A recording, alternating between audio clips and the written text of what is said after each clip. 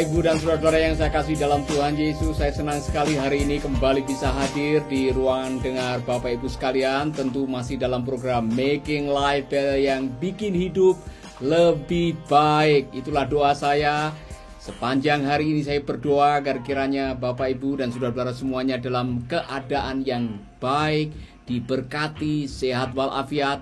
Meskipun sedang ada kecemasan, mungkin ada pikiran yang galau kapan COVID ini akan berakhir. Tetapi senang sekali kalau malam hari ini bisa bertemu di dalam acara Making Life Better Life. Dan yang sudah bergabung, sudah ada saudara yang dari Papua, ada yang dari Kalimantan Selatan, ada yang dari Taiwan, ada dari Singapura sudah bergabung, saudara-saudara. Sebagaimana saya mengumumkan beberapa malam yang lalu, saudara-saudara, setiap seri nanti akan ada kuis, ada pertanyaan, dan siapa yang menjawab akan dapat hadiah dari saya. Dan untuk malam hari ini saya nanti akan umumkan siapa yang dapat hadiah CD yang menjawab dengan benar tentang pesan terakhir Tuhan Yesus. Nanti ada beberapa yang menjawab, tapi yang menjawab pertama dan benar, itulah yang akan saya berikan hadiah, saudara-saudara. Saya sudah tahu orangnya dan nanti saya akan umumkan. Tetapi sebelumnya saya menyalami dulu untuk saudara-saudara yang sudah bergabung dari Malaysia.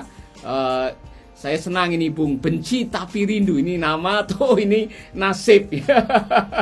Ya, namanya benci tapi rindu. Saya bilang ini nasib atau itu nama, ya kan? Dari Greece, ya, dari Adelaide. Dari Greece, itu maksudnya Greece dari Yunani. Kemudian ada saudara-saudara kita yang Sani Gaelo juga sudah bergabung. Saudara kita Bejo, Nigo sudah bergabung, luar biasa. Ewen juga dari Jayapura sudah bergabung.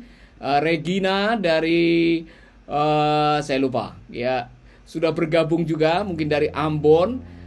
Bung Ton Sidara sudah bergabung juga, luar biasa. Malam hari ini sudah mulai banyak yang bergabung. Dan malam ini kita akan membahas tentang satu topik yang sangat penting. Dan topik kita adalah mengenai bagaimana kita menciptakan atmosfer keajaiban. Saudara-saudara, kita tidak bisa menciptakan keajaiban. Sebagai manusia kita tidak bisa menciptakan mujizat, tanda-tanda ajaib, sign and wonders, miracle, apapun namanya. Itu semua adalah Tuhan. Sebab bagi Tuhan tidak ada yang mustahil. Tetapi saya belajar dari perjanjian lama, dari perjanjian baru, dari gereja mula-mula, dari pelayanan Tuhan Yesus, ada atmosfer-atmosfer tertentu, suasana-suasana tertentu yang ketika suasana itu ada banyak mujizat yang tercipta, ada banyak keajaiban yang terjadi. Itulah yang mau kita pelajari pada malam hari ini. Itulah sebabnya siapkan Alkitab saudara, siapkan buku catatan, dan nanti saya akan ada kuis, ada pertanyaan juga. Dan yang bisa menjawab pertanyaan, saya ada hadiah buat saudara-saudara. Buku dari Bapak Michael Youssef tentang gaya kepemimpinan Yesus. Buku ini akan saya kirim buat saudara yang bisa menjawab pertanyaan saya. Pertanyaannya seperti apa? Nanti selesai renungan ini kita akan bersama-sama membacanya, atau bersama-sama kita akan mendengarkan apa yang akan menjadi kuis pada malam hari ini. Saudara, mengapa saya mengajukan ini? Supaya apa yang kita pelajari tidak hanya berlalu dari telinga kanan keluar telinga kiri. Firman itu baru ngefek. Firman itu baru menjadi rema kebenaran yang akan berdampak setelah firman itu ada di dalam hati. Makanya di dalam perjanjian lama, para ayah diperintahkan jangan lupa memperkatakan firman kepada anak-anakmu waktu engkau berdiri, waktu engkau duduk, waktu engkau berjalan, waktu engkau bekerja. Karena hidup kita ditentukan oleh kebenaran firman Tuhan. Hidupmu ditentukan oleh apa kata Tuhan. Dan benar dari perkataan yang pernah saya dengar seorang hamba Tuhan dari New Zealand namanya Paul Tiong. Dia mengatakan, the future you hold depend on the revelation you carry. Masa depanmu tergantung dari pewahyuan yang engkau terima. Itulah sebab malam ini kita akan berdoa lebih dahulu. Kita akan memohon agar firman malam ini menjadi rema, menjadi kebenaran yang akan mengubahkan kehidupan kita sekalian. Amin, saudara. Mari kita berdoa. Bapa kami di dalam surga, kami mengucap syukur buat malam hari ini.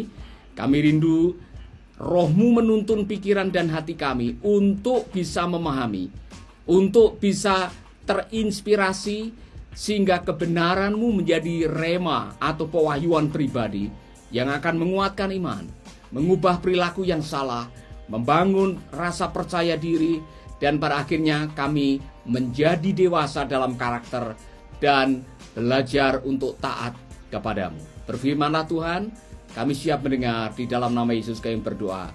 Amin, amin, amin. Saudara, kalau saudara membaca di dalam Kisah Para Rasul pasal yang kedua, saudara akan menemukan kisah yang sangat menarik.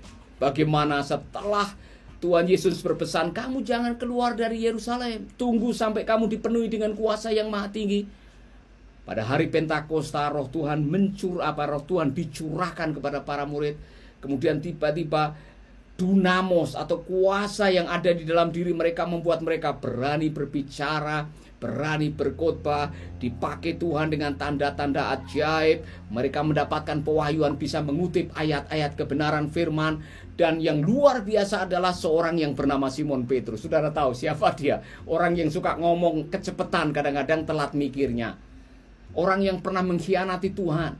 Orang yang pulang ke kampung dan lupa panggilannya, tetapi setelah dipulihkan oleh Tuhan, kemudian dipenuhi dengan kuasa Roh Kudus. Dialah yang pertama kali berdiri pada hari Pentakosta setelah semua muridnya dipenuhi dengan Roh Kudus di kamar loteng itu. Dia berdiri dan dia mengutip ayat-ayat firman Tuhan. 3.000 orang bertobat. Luar biasa, saudara. 3.000 orang bertobat. Dan apa yang terjadi setelah itu menjadi sebuah warna gereja mula-mula yang saya rindu sekali. Atmosfer itu ada di dalam gereja kita pada masa kini, saudara. Atmosfer mengenai doa, mengenai pengajaran para rasul, fellowship, belas kasihan, pujian. Atmosfer itu seharusnya ada di rumah-rumah. Dan ketika atmosfer itu ada di rumah-rumah, saya bisa membayangkan akan terjadi lagi ledakan kebangunan rohani yang membuat gereja Tuhan disukai semua orang. Dan banyak orang yang pada akhirnya percaya kepada Tuhan. Tetapi sayangnya saudara, yang terjadi sebaliknya sekarang ini. Oh saudara, saudara bisa melihat, nanti saudara bisa membaca kisah ini dan nanti saudara akan meneliti apa yang ada di gereja mula-mula dan hilang di gereja masa kini. Amin. Apa yang ada di gereja mula-mula dan tidak begitu nampak di gereja masa kini. Itulah yang akan menjadi perhatian, perenungan kita. Barangkali akan menjadi banyak pertanyaan di dalam hati kita. Kenapa ini tidak terjadi? Saudara, di dalam gereja mula-mula yang namanya mujizat itu kejadian biasa. Kalau ada orang sembuh, orang dipulihkan, orang lumpuh berjalan, itu biasa. Ordinary, normal. Itu tidak mengherankan, saudara. Nah sekarang di gereja kita hari ini, kalau ada orang dapat mujizat, wow luar biasa. Wow luar biasa. Ada sesuatu yang harus kita pikirkan kembali. Mari kita akan melihat ada beberapa atmosfer yang mendukung terjadinya keajaiban pada gereja mula-mula. Mari kita akan melihat pasal yang kedua ayat 41 mulai, saudara. Kalau saudara ada Alkitab di depan saudara, kemudian saudara ada pensil, ada catatan, jangan lupa mencatat, ini penting sekali. Orang-orang yang menerima perkataannya itu memberi diri dibaptis, dan pada hari itu jumlah mereka bertambah kira-kira 3.000 jiwa. Satu khotbah 3.000 jiwa. Ada orang yang pernah berkelakar, sekarang 3.000 khotbah 1 jiwa. Saya harap itu tidak terjadi, saudara. Mereka bertekun dalam pengajaran rasul-rasul dan dalam persekutuan. Dan mereka selalu berkumpul untuk memecahkan roti dan berdoa.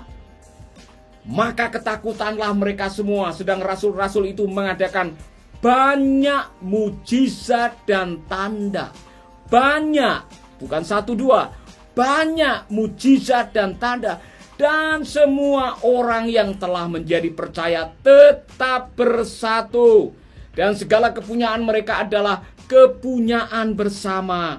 Dan selalu ada dari mereka yang menjual harta miliknya, lalu membagi-bagikannya kepada orang sesuai dengan keperluannya masing-masing. Dengan bertekun dan dengan sehati mereka berkumpul tiap-tiap hari dalam bait Allah. Mereka memecahkan roti di rumah masing-masing secara bergiliran dan makan bersama-sama dengan gembira dan tulus hati. Amin. Sambil memuji Allah. Dan mereka disukai semua orang. Dan tiap-tiap hari Tuhan menambahkan jumlah mereka dengan orang yang diselamatkan. Tiap-tiap hari ada mujizat. Tiap-tiap hari ada fellowship, ada pujian, ada doa. Dan tiap-tiap hari jumlah orang percaya ditambahkan. Itulah atmosfer gereja mula-mula. Waktu itu belum ada gedung gereja, saudara. Waktu itu belum ada sound system yang mutakhir seperti sekarang. Waktu itu belum ada ruang-ruang seminar seperti sekarang. Waktu itu gereja masih di rumah-rumah.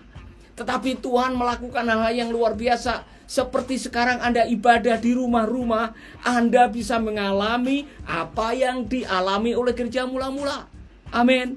Gereja bukan masalah gedungnya. Gereja adalah masalah komunitas orang percaya yang telah dipanggil dari kegelapan menuju pada terang. Kita semua.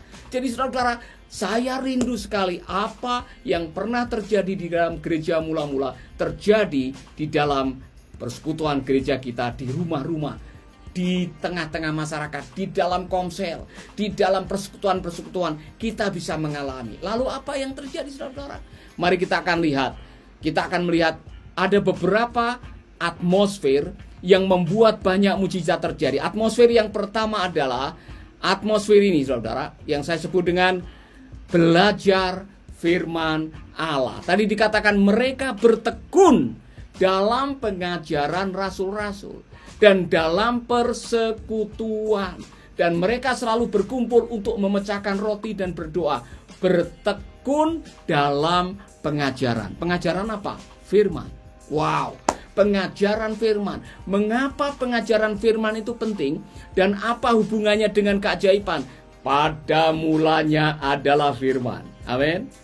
Firman itu punya daya atau punya kekuatan potensi untuk menciptakan sesuatu. Firman itu punya kekuatan untuk menjadi sesuatu. Tanpa firman tidak ada sesuatu pun yang jadi di atas muka bumi ini. Saudara, dengan kata lain, ketika kita belajar firman, bertekun di dalam firman, kita sedang mengkondisikan hidup kita untuk mengalami kebenaran firman. Sebab bagi Allah tidak ada yang mustahil. Itu kata firman. Ketika saudara belajar kata itu, hidup di atas kebenaran firman itu, jangan kaget kalau firman itu menghasilkan sesuatu. Maka berbahagialah orang yang kesukaannya merenungkan firman Tuhan siang dan malam. Ia seperti tanaman yang ditanam di tepi aliran sungai, berbuah pada waktunya, daunnya tidak pernah layu. Apa saja, dengar baik-baik, apa saja yang diperbuatnya berhasil. Saya ulangi sekali lagi. Success is a product of obedience. Sukses adalah produk ketaatan terhadap firman. Jadi kalau semakin banyak firman menjadi pewahyuan, semakin banyak firman menjadi rema, semakin banyak kesempatan bagi hidup Anda mengalami kebenaran firman dalam hidup saudara. Oh saudara-saudara, saya rindu apa yang ditulis oleh pemazmur pasal 1 menjadi bagian kehidupan kita. Saudara-saudara, firman itu menjadi rema. Firman yang menjadi rema akan menjadi sesuatu dalam kehidupan saudara. Haleluya. Saya pernah mendengar seorang membuat sebuah ilustrasi dari benih. Saudara, Anda punya benih jagung atau padi atau apa saja. Benih itu kalau ditaruh di tempat yang memang seharusnya, tanah yang subur, tidak usah tungguin kemudian didoakan, ayo tumbuh, ayo tumbuh, ayo tumbuh. Tidak perlu. Benih yang jatuh di tanah yang subur otomatis akan tumbuh. Tidak perlu diperintah, karena di dalam benih punya potensi untuk tumbuh. Ketika firman jatuh di hati yang tepat, firman kemudian dijalankan, dihidupi, dipraktekkan, kebenaran firman itu akan menjadi bagian hidup saudara. Amin. Saya percaya itu. Saya sudah mengalaminya. Setiap hari hidup saya adalah keajaiban. Setiap hari hidup saya adalah sebuah mujizat, karena saya percaya kepada firman. Salah satunya, saudara mungkin pernah mendengarkan Tuhan Yesus mengatakan begini, kalau kamu tinggal di dalam aku, dan firmanku tinggal di dalam kamu, minta apa saja. Nah, kebanyakan kita hanya mau bagian terakhirnya, minta apa saja, ya kan? Saudara suruh minta apa saja cepat. Saudara lupa bahwa minta apa saja itu adalah conditional blessing, berkat bersyarat. Syaratnya apa? Kita tinggal di dalam Yesus dan firman-Nya Yesus tinggal di dalam kita. Amin. Amin, saudara-saudara. Jadi artinya kita benar-benar dihidupi oleh firman, kita menghidupi firman, dan pada akhirnya kita melihat firman di dalam kehidupan kita menjadi nyata. Orang-orang yang hidup di atas firman dan meyakini kebenaran firman, mempraktekkan firman, jangan kaget kalau ada banyak keajaiban demi keajaiban demi keajaiban yang terjadi di dalam hidup saudara. Haleluya. Amin, saudara. Maka hidupmu hanya ditentukan oleh perkataan firman Tuhan. Semakin banyak rema, semakin banyak pengalaman rohani, semakin dewasa, semakin banyak keajaiban yang terjadi di dalam kehidupan saudara. Makanya kalau baca firman jangan serampangan. Kalau baca firman jangan asal-asalan. Kalau baca firman jangan kumat-kumatan. Baca firman dengan sungguh-sungguh dan renungkan Yakobus 1 ayat 25. Berbahagialah orang yang kesukanya meneliti hukum yang sempurna. Bukan hanya dengan mendengar kemudian melupakannya, tetapi benar-benar meneliti dan melakukannya. Maka orang itu akan buat bahagia. Dibuat bahagia oleh perbuatannya. Haleluya. Saudara-saudara, kalau saya sudah mengkhotbahkan mengenai ini, saya pengen mengalami lagi kebenaran firman ini. Haleluya. Amin. Bagaimana dengan saudara? Kalau ada di antara saudara baca firman-Nya asal-asalan, ya kan? Dengar khotbah asal dengar, kemudian setelah itu lupa, seperti orang yang bercermin kemudian lupa wajahnya, kata Yakobus. Jangan heran kalau firman itu tidak ngefek, tidak berdampak. Saudara-saudara, belajarlah membuat hidup saudara menjadi orang yang gemar melakukan kebenaran firman Tuhan. Hidup di dalam kebenaran firman Tuhan tiap hari. Praktekkan filosofi ini, NBNB. No Bible, no breakfast. Kalau belum baca Alkitab, jangan sarapan. Mari saudara kita terapkan ini, saudara pasti akan diberkati.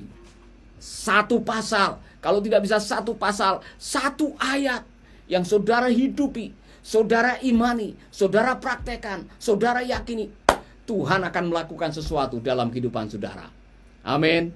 Amin, saudara. Ini apa yang dikatakan oleh firman Tuhan. Mereka bertekun dalam pengajaran rasul-rasul dan dalam persekutuan. Yang kedua, saudara, atmosfer yang kedua yang mendatangkan banyak keajaiban adalah atmosfer doa. Mereka bersekutu setiap hari dalam doa. Oh, saudara, saya belajar sejarah gereja. Ini orang-orang yang baru bertobat. Dan para rasul yang melayani, mereka belum punya gelar teologi, atau saat itu belum ada sekolah Alkitab. Tidak ada yang punya doktor perjanjian baru atau doktor dalam teologi, belum ada. Tetapi karena mereka bersekutu, berdoa, mereka dipakai oleh Tuhan dengan luar biasa. Saudara-saudara tahulah orang yang namanya Petrus. yang kemarin sudah pulang kampung menjadi nelayan kembali, yang pernah menyangkali Tuhan, yang pernah melakukan hal-hal yang mungkin memalukan. Tetapi Petrus bisa berdiri di depan banyak orang dan berkhotbah, kemudian mereka melihat hasil yang luar biasa. Petrus juga pernah waktu mau menuju ke bait Allah, tiba-tiba ada orang lumpuh yang meminta-minta, dan dengan begitu yakin Petrus mengatakan, emas dan perak tidak ada padaku, tetapi apa yang aku punya aku berikan kepadamu dalam nama Yesus. Dalam nama Yesus. Saudara, orang itu bangkit dan berjalan. Petrus pernah ditahan. Kemudian para murid yang lain berdoa, mereka berdoa dan Tuhan membebaskan mereka. Malaikat Tuhan membuka pintu, membuka rantai-rantai penjara itu. Jadi doa yang dinaikkan bersama-sama itu menjadi atmosfer di mana Allah bisa melakukan keajaiban dalam kehidupan kita. Ada seorang hamba Tuhan yang bernama Myles Monroe pernah mengatakan begini, waktu Anda berdoa, Anda bukan sedang membuka pintu untuk menuju ke surga. Waktu Anda sedang berdoa, Anda sedang membuka pintu hatimu untuk Allah masuk dalam hidupmu dan bekerja bersama dengan kamu, bersama dengan kita, dan melakukan apa yang menjadi rencana. Jadi doa artinya kita membuka akses bagi Allah untuk bekerja dalam diri kita dan bekerja melalui kita. Saudara, saya yakin sekali orang-orang yang bersekutu dalam doa, yang rajin berdoa, bukan hanya sekedar legalistik. Oh, saya berdoa sehari 7 kali, Pak. Bukan itu, saudara. Doa adalah komunikasi antara manusia dengan Allah. Ketika kita sedang berdoa, kita sedang menyatukan roh kita dengan roh Tuhan. Dan pada waktu kita sedang dalam doa, jangan kaget kalau ada aliran kuasa Allah, hikmat Allah yang mengalir, dan hal-hal yang luar biasa terjadi di dalam kehidupan kita.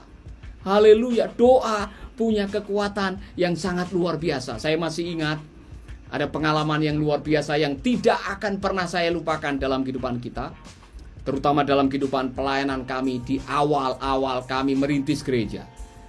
Ada satu waktu saya ditugaskan mengembalakan jemaat di Semarang, dan saya dapat tamu yang minta tolong untuk didoakan karena kakaknya kena santet. Katanya 11 hari di rumah sakit, kemudian sudah ke dukun dan sebagainya. Hasil rongsnya di dalam perutnya ada peniti, ada paku, ada bahkan ada silet, ada batu kerikil. Saudara-saudara, saya belum pernah punya pengalaman doa pelepasan untuk orang yang kena santet. Tapi yang saya tahu, saya bawa 5 pengurus gereja. Saya masih ingat ada yang namanya Pak Budi, ada yang namanya Pak Slamet. Kami duduk di tengah-tengah di rumah Ibu Supiati ini. Dan sementara kami sedang berfellowship, kami sedang berdoa, tiba-tiba ada kekuatan yang luar biasa. Ada suara yang seperti mercon, krak, krak, krak, krak, krak, menembus jendela, menembus pintu, tidak tahu datangnya dari mana.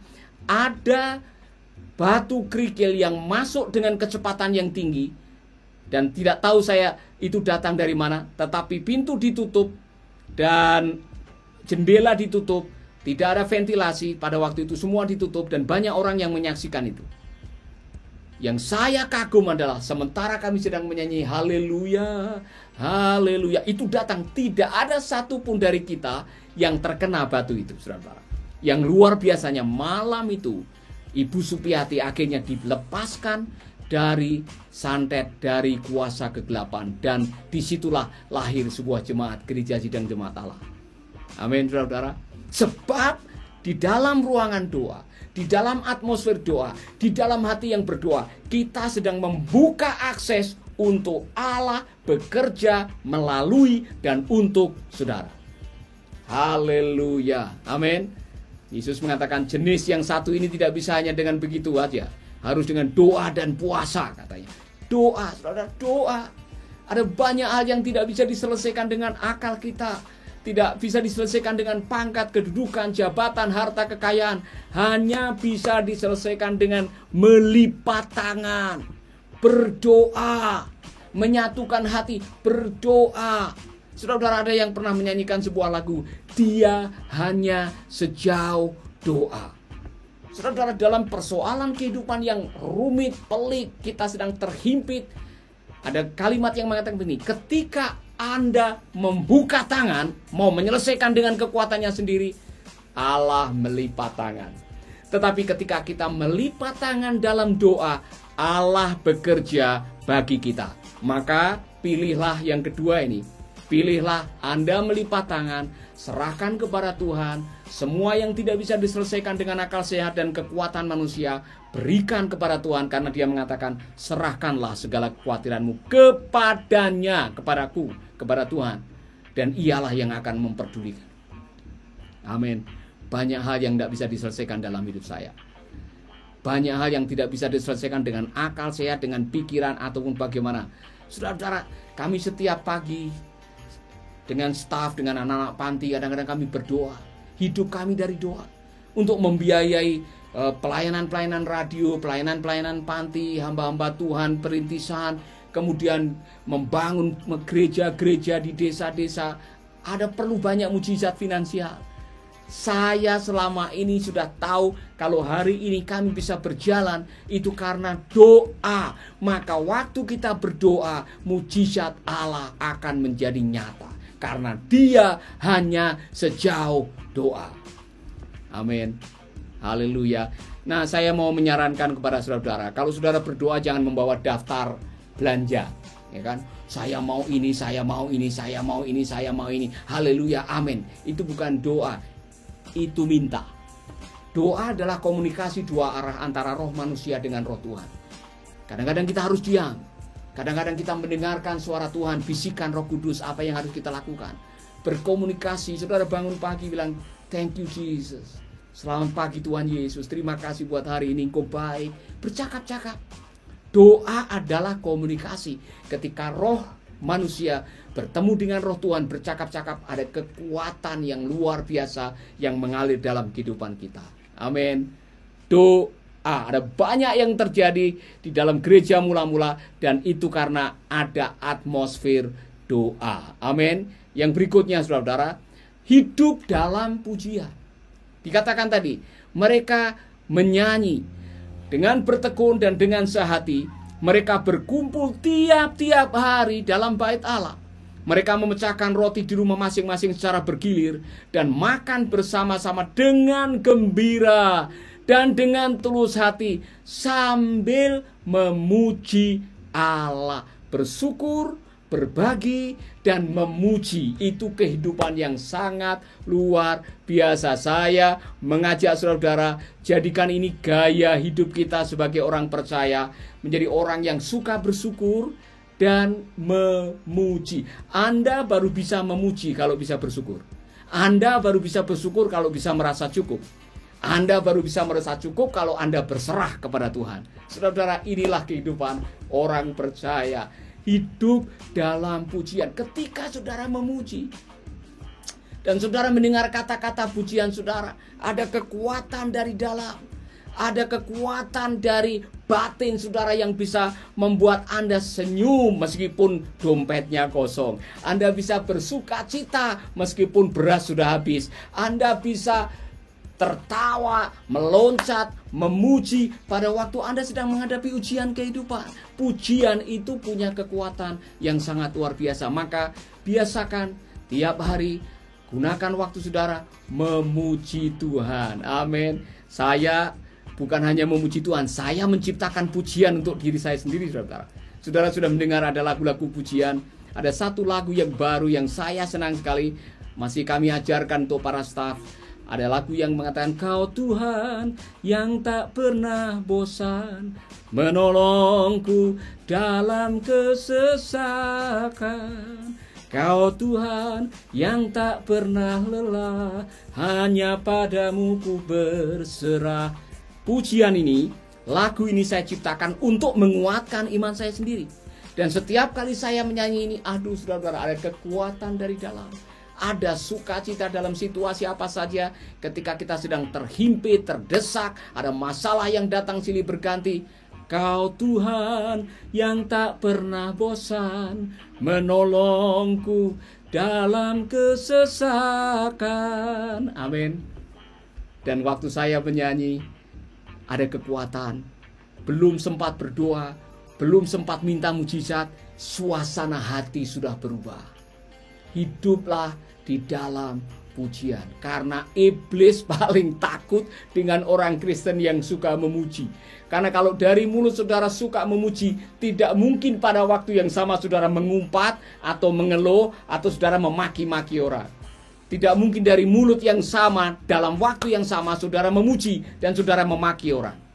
Saudara-saudara, saya punya pengalaman yang menarik. Saya mau ceritakan ini. Waktu saya masih baru tamat SMA, saya bekerja di sebuah toko buku di Semarang. Toko buku Gandomas di Semarang. Dan tugas saya, kerjaan saya adalah keliling ke toko-toko buku jualan tas Alkitab, saudara-saudara. Ada satu waktu, saya masih ingat, 25 tas itu dibeli oleh toko buku Bitania di Semarang. Dan saya naik sepeda waktu itu, saya keluar dari situ, saya mengucap syukur, saya nyanyi, saya memuji Tuhan, saking senangnya hati saya. Tidak terasa ada mikrolet yang lewat, kemudian ada penumpang yang meludah. Air ludahnya kena muka saya, saudara-saudara. Dalam hati saya marah, tetapi saya lagi memuji Tuhan. Saya tidak mungkin memuji dan memaki orang pada waktu yang sama. Amin. Jadi hiduplah dalam pujian, karena ketika sedang memuji, kita sedang mengirimkan signal positif dalam hati. Pada waktu signal yang positif masuk di dalam hati, ada kekuatan yang baru, ada kekuatan iman, imanmu disegarkan, harapanmu dibangunkan, dan kemudian kita ada kekuatan yang luar biasa di dalam pujian. Saya pernah melihat ada orang yang sedang menyanyi, menaikkan pujian, dan sementara dia menyanyi, tiba-tiba dia merasa ingin pergi ke kamar kecil. Apa yang terjadi? Pada waktu dia pergi ke kamar kecil, ada gumpalan-gumpalan darah yang keluar. Ternyata kesaksiannya adalah sementara dia menyanyi, kanker rahimnya disembuhkan oleh Tuhan.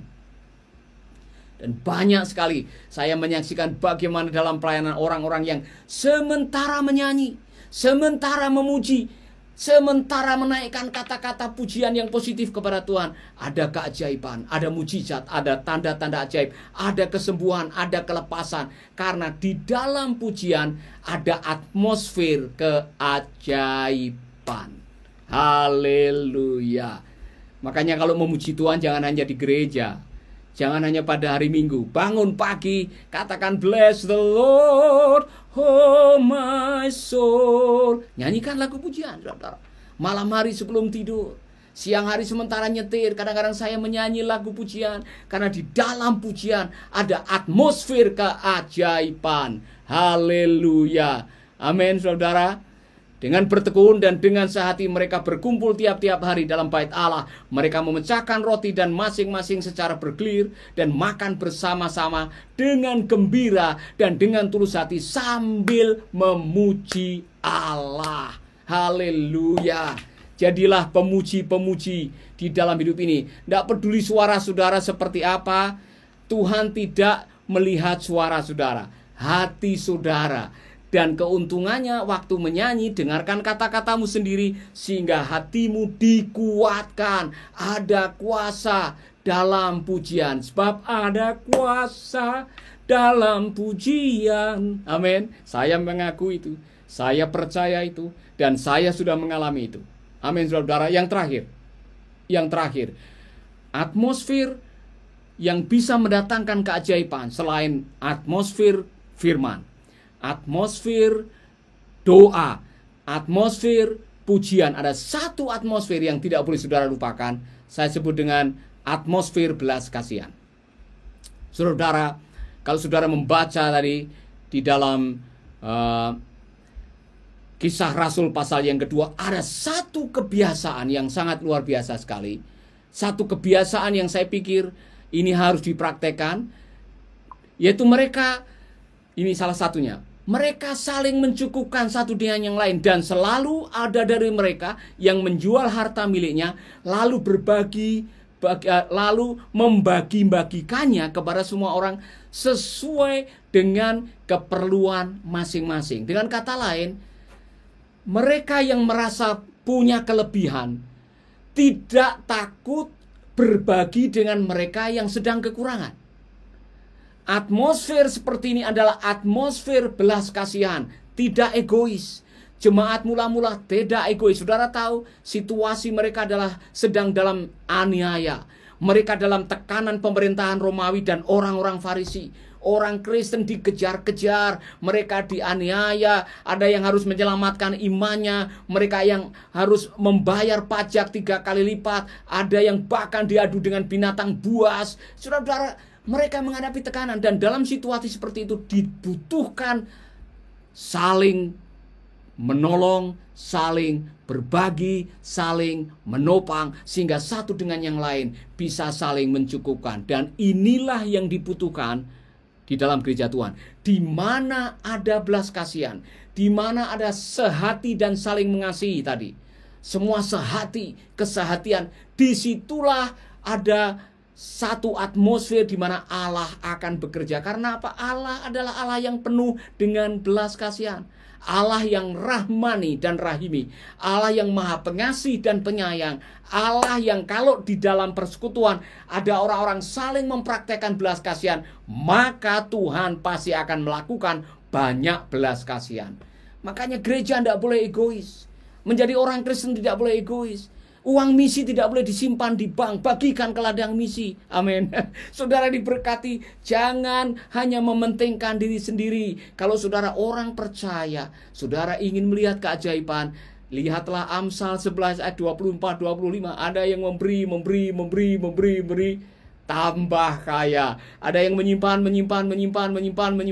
tambah miskin. Saudara-saudara, inilah saatnya, situasinya dengan COVID-19 dan seluruh dampaknya yang membuat banyak orang kehilangan pekerjaan, kehilangan bahkan pelayanan, kehilangan usahanya, mungkin kehilangan masa depan, adalah kesempatan untuk kita ikut berbagi, meringankan beban saudara-saudara kita. Tidak mesti harus lari ke luar pulau. Di sekitar hidup saudara, di gang saudara, di kos-kosan saudara. Kalau saudara melihat ada teman-teman saudara yang sedang membutuhkan dan saudara mampu untuk menolong mereka, hiduplah dalam belas kasihan. Jangan pernah menahan kebaikan untuk mereka yang berhak menerima. Karena kalau saudara berbagi, Tuhan akan memberkati saudara. Amin. Saudara-saudara, saya malam hari ini rindu atmosfer keajaiban itu terjadi. Maka jangan kaget, saudara, kalau jumlah mereka ditambahkan setiap hari. Dan mereka disukai semua orang. Dan tanda keajaiban terjadi biasa saja setiap hari, bukan sesuatu yang luar biasa. Itulah yang saya rindukan. Saya harap saudara merindukan itu sebagai gereja Tuhan, sebagai umat Tuhan, sebagai murid Tuhan. Amin, saudara-saudara. Saudara rindu itu terjadi dalam hidup saudara. Mari kita berdoa. Tuhan, biarlah di dalam hidupku, di dalam keluargaku ada atmosfer doa, atmosfer firman, atmosfer belas kasihan, atmosfer pujian, sehingga kami setiap hari melihat keajaiban yang Tuhan berikan, Tuhan lakukan dalam rumah tangga kami, dalam keluarga kami, dalam usaha kami, dalam perusahaan kami. Tuhan bisa melakukan buat saudara. Kalau saudara mengatakan, Pak Paulus, saya rindu itu mulai terjadi. Saya mulai bangun pagi memuji Tuhan, baca Alkitab, doa. Lihat nanti Tuhan akan melakukan keajaiban dalam hidup saudara. Amin. Dan saudara mengatakan, ya Pak Paulus, saya mau. Mari kita berdoa. Mari kita berjanji di hadapan Tuhan, bukan dengan saya. Ini janji saudara dengan Tuhan. Kalau saudara mengatakan, mulai besok pagi, saya mau belajar memuji, belajar berdoa, baca firman, berbagi kasih, dan saudara akan melihat bagaimana Tuhan melakukan keajaiban dalam hidup saudara. Amin. Amin, saudara-saudara. Mari kita berdoa. Haleluya. Saudara yang rindu didoakan, taruh tangan di dada. Izinkan Tuhan melawat hidup saudara. Izinkan Tuhan melakukan keajaiban pada malam hari ini. Atau saudara mungkin sedang membutuhkan keajaiban, kesembuhan, pertolongan Tuhan secara finansial, pemulihan pernikahan, pemulihan hubungan. Saudara ragu dengan nanti bagaimana nasib anak-anak saudara di masa depan. Ada banyak hal yang secara akal sehat sulit untuk diproses, sulit untuk dipikirkan, sulit untuk diselesaikan. Tuhan bisa melakukannya buat saudara. Kalau saudara mengatakan, Pak, doakan saya. Mari kita berdoa. Haleluya, haleluya, haleluya, haleluya, haleluya, haleluya, haleluya. Bapa kami di dalam surga, kami berdoa buat sahabat-sahabat kami pada malam hari ini. Apapun yang sedang dia hadapi malam hari ini, kami percaya Tuhan, ketika kami mengingat atmosfer doa, atmosfer firman, belas kasihan, pujian ada dalam kehidupan kami akan praktekkan dan kami akan melihat keajaiban itu terjadi. Kami akan melihat banyak kasih karunia-Mu yang mengalir melalui kehidupan kami, untuk kehidupan kami dan untuk saudara-saudara kami. Malam hari ini Tuhan, kami rindu atmosfer itu ada di dalam keluarga kami, gereja kami, persekutuan kami, fellowship kami, pelayanan kami. Di dalam nama Yesus kami berdoa. Amin, amin, amin, amin. Saudara, kalau saudara diberkati malam hari ini, jangan lupa bagikan kesaksian saudara. Amin. Nah, saya mau tanya ini sekarang. Ini, saudara-saudara, saya mau bertanya kepada saudara. Saudara yang bisa menjawab, dan tentunya tidak semuanya akan mendapatkan, tapi orang-orang yang menjawab benar dan tepat nanti akan mendapatkan hadiah buku dari saya. Ada 2 buku, saudara. Yang satu adalah Making Life Better, yang satu adalah Gaya Kepemimpinan Yesus, yang satu adalah pelajaran tentang orang kusta atau menemukan makna hidup yang saya tulis. Ini saya kasih kepada saudara-saudara. Pertanyaannya adalah, dengar baik-baik, catat saudara. Pertanyaannya adalah, selama Yesus mengajar atau Yesus mengajarkan tentang kerajaan Allah, saudara, apa yang dipraktekkan oleh gereja mula-mula adalah suasana kerajaan Allah ya seperti itu. Pertanyaan adalah, dari 4 tadi, pujian, kemudian doa, kemudian belas kasihan, kemudian suasana seperti membaca firman, yang paling banyak hilang di dalam gereja kita sekarang yang mana? Saya minta jawaban dari saudara. Dari 4 tadi, saudara, ya, 4 tadi. Bagaimana kita menciptakan atmosfer keajaiban, bertekun dalam firman, bersekutu di dalam doa, kemudian menaikkan puji-pujian, bersyukur dan menaikkan pujian, dan berbagi belas kasihan. Dari 4 ini yang absen di gereja kita sekarang yang mana? Saya mau tanya kepada saudara. Tulis saja, nanti saya akan undi kalau semua jawabannya benar. Hanya 2 yang bisa mendapatkan ini. 1 mendapatkan buku ini, yang satunya lagi mendapatkan buku Gaya Kepemimpinan Yesus. Silakan saudara tulis, dan sementara saudara menulis nanti saya akan menyeleksi. Setelah itu saya akan umumkan siapa yang mendapatkan CD ini dari pertanyaan saya kemarin. Pesan Tuhan Yesus terakhir. Pesan Tuhan yang terakhir saya mau umumkan saudara. Saya mau umumkan siapa yang mendapatkan ini. Nah, jangan sampai saudara iri saudara, karena memang tidak semua dapat. Yang tepat dan cepat, jawabannya tepat dan tepat. Ada banyak, tetapi yang mendapatkan dan cepat menjawabnya adalah Bapak Andreas Sukiran dari Sorong. Pak Andreas, nanti Bapak akan dikirimi CD ini. Bapak mendapatkan hadiah karena Bapak jawabannya tepat. Tunggu di Yerusalem dan pergi memberitakan Injil. Itu pesan saudara. Jadi Pak, selamat buat Bapak, dan saya menunggu saudara-saudara segera menjawab, membalas. Nanti saya akan memberikan hadiah ini. Dari 4 hal tadi, yang sekarang kebanyakan ini tidak ada lagi, sudah hilang di gereja kita. Yang mana yang kurang muncul saudara-saudara, yang absen di gereja kita, yang tidak begitu nampak di gereja sekarang ini yang mana, ya kan? Dari doa, bertekun dalam firman, hidup dalam pujian, hidup dalam belas kasihan. Itu yang mana saudara bisa jawab, dan nanti saya akan memberikan hadiah kepada yang menjawab benar dan cepat. Yang paling cepat, karena saya bisa tahu siapa yang menjawab jam berapa, ya kan? Amin. Luar biasa. Terima kasih sudah bergabung. Ini ada yang Ibu Sela mengatakan berbagi belas kasihan, ya kan? Ada yang mengatakan berbagi belas kasihan dan selalu berdoa, ya, dari Sarapia. Bung Rio Usmani menjawab persekutuan dalam doa, ya. Saudara-saudara banyak yang menjawab. Elizabeth mengatakan belajar firman Allah. Yeskiel mengatakan jawabannya adalah belas kasihan. Eta Tita mengatakan belas kasihan. Kartina mengatakan hidup dalam doa dan belas kasihan. Ada banyak saudara-saudara. Luar biasa. Masih ada lagi, dan saudara bisa bagikan video ini juga. Bagikan video ini ke teman-teman saudara, supaya mereka juga diberkati pada malam hari ini dengan kebenaran firman Tuhan.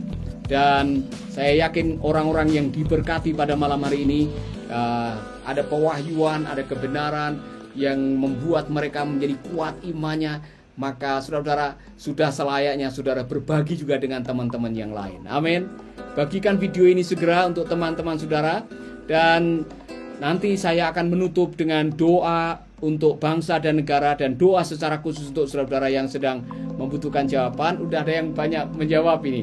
Berbagi belas kasihan. Jawaban yang paling banyak nanti apa, dan siapa yang jawab tepat apa nanti kita akan umumkan besok malam. Besok malam kita akan umumkan. Amin. Haleluya. Banyak ini yang menjawab saudara. Belas kasihan, belas kasihan, belas kasihan, belas kasihan. Banyak yang menjawab belas kasihan. Nanti kita lihat yang paling hilang, yang paling absen, tidak begitu nampak dalam gereja kita sekarang yang mana dari 4 tadi. Dan saudara-saudara, saya yakin kita semua bisa menjawabnya, dan nanti kita akan diberkati. Haleluya. Baik Bapak Ibu, saudara-saudara yang dikasihi oleh Tuhan, saya memberikan pengumuman kepada teman-teman yang sedang bergumul, pergumulan saudara banyak, dan saudara sedang membutuhkan teman untuk konseling atau pergumulan di mana saudara bisa menelpon di bawah ini saudara bisa lihat di sini ada doa dan konseling. Telepon nomor ini dan saudara akan dilayani oleh staf kami yang siap untuk memberikan konseling untuk saudara. Dan saya yakin ketika saudara diberkati, saudara dijamah, saudara dibebaskan, dikuatkan, saudara, kita bersyukur kepada Tuhan karena untuk itulah kami dipanggil untuk saling melayani satu dengan yang lain. Dan jangan lupa berdoa untuk Making Life Better. Making Life Better sudah punya aplikasi sendiri. Saudara yang belum tahu, yang belum pernah mendownload aplikasi, Making Life Better sudah punya aplikasi yang saudara bisa download dari HP saudara. Saudara bisa download dan saudara bisa membuka itu aplikasi sehingga saudara bisa berbagi dengan yang lain. Making Life Better namanya, dan saudara bisa download lewat App Store atau Google Store atau Play Store dan menjadi berkat. Kalau saudara diberkati setelah membaca atau memiliki aplikasi, jangan lupa bagikan kepada yang lain-lain. Saudara-saudara, saya ingin berterima kasih untuk sahabat-sahabat yang sudah berdonasi untuk proyek peduli hamba Tuhan yang benar-benar membutuhkan pertolongan. Kemarin sudah ada 30 sembako untuk hamba-hamba Tuhan yang sudah disiapkan, sebagian sudah dibagikan, dan kami rindu masih ada lagi saudara-saudara, untuk saudara-saudara kita yang lain yang ingin tergerak bersama-sama untuk berbagi. Saudara bisa membagikan berkat saudara, dan kalau saudara juga tergerak untuk teman-teman saudara, tetangga saudara, belas kasihan tadi bisa dipraktekkan dimanapun kita berada. Amin saudara-saudara. Puji Tuhan. Saudara-saudara, sudah ada banyak yang menjawab tadi ya, apa yang hilang, dan saya rindu pada malam hari ini saya mau berdoa buat semua sahabat, bahkan berdoa buat bangsa dan negara. Saya mau kita menyatukan hati. Kita berdoa agar kuasa Tuhan bekerja di negeri kita.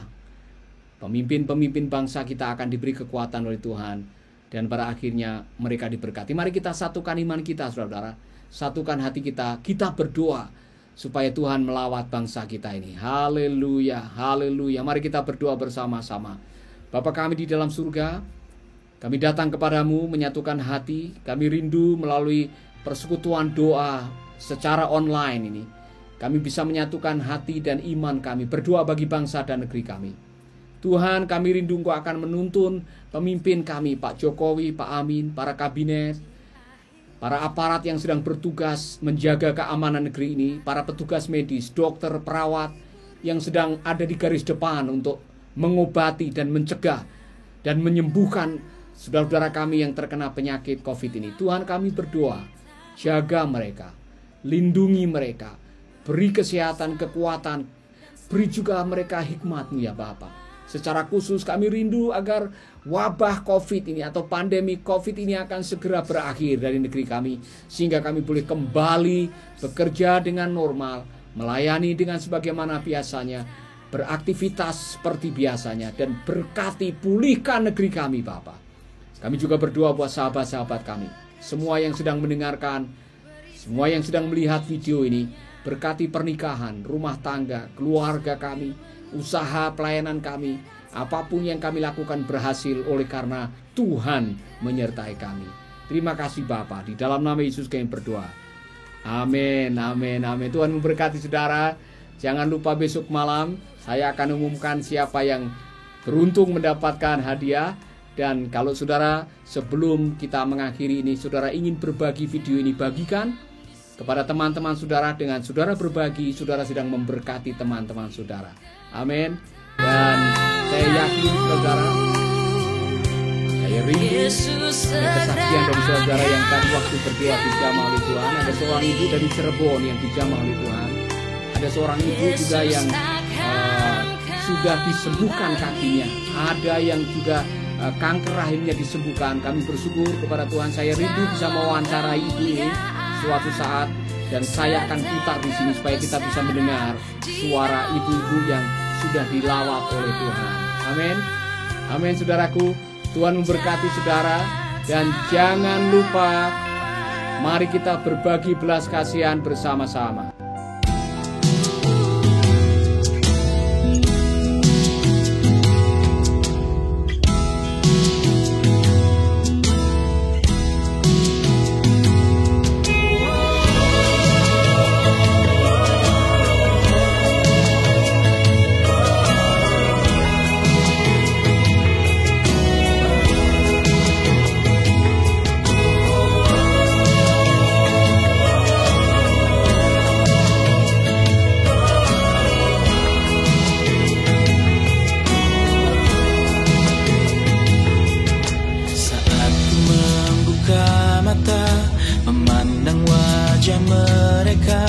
Bagai domba yang tak bergembala,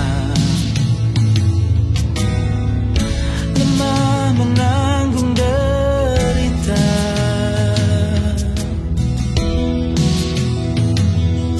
Saat ku buka telinga, mendengar jerit mereka, tangis anak-anak tak berdosa. Merindukan kasih Bapa.